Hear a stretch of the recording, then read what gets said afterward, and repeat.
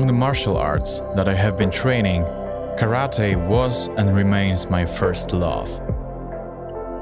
I started practicing it when I was 7. Most people do not believe that my path wasn't successful from the beginning.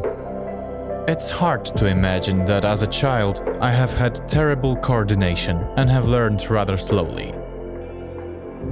I have never treated karate strictly as a sport. Of course, I have participated in many competitions, but it was never my goal to be better than someone else specific. It doesn't mean that I didn't want to win, though. I have met many people whose dream was to win a trophy or achieve rank.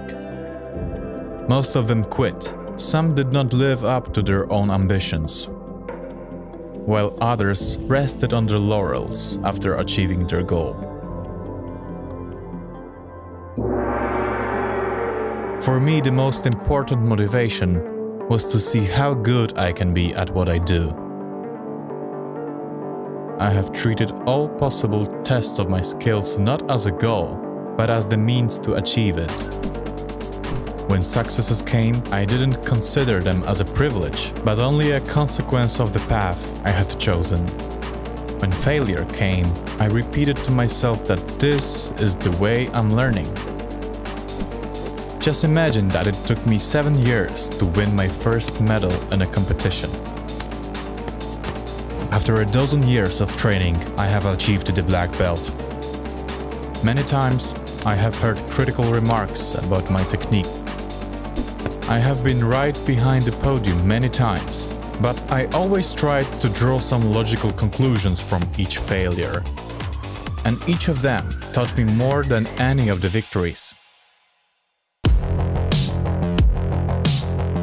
I went through the hard, old-school training under my father's supervision.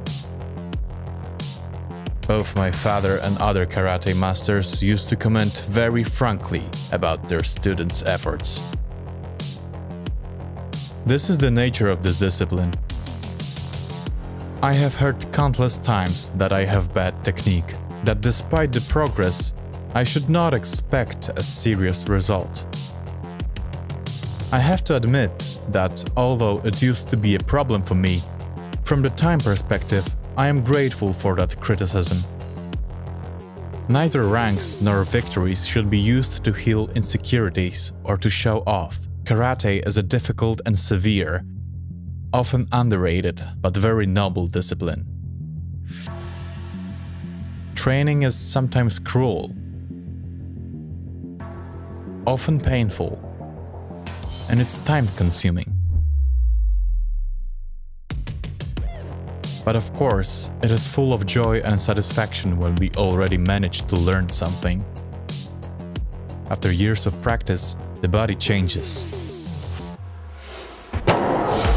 The bones become hard, tendons are elastic and muscles tight. These changes don't just affect our physicality. The mind becomes clear, free from doubt and fear. I think I was very lucky. I have found great teachers on my way. Most of my friends I met during the years of training. Thanks to these people, I learned that karate is a lifetime adventure. Fascinating, full of ups and downs.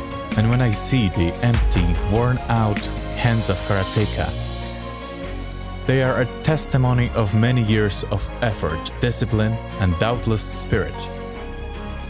Not just a small episode in life.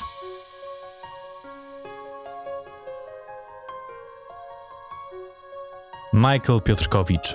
I have been practicing it for 20 years without even a month's break.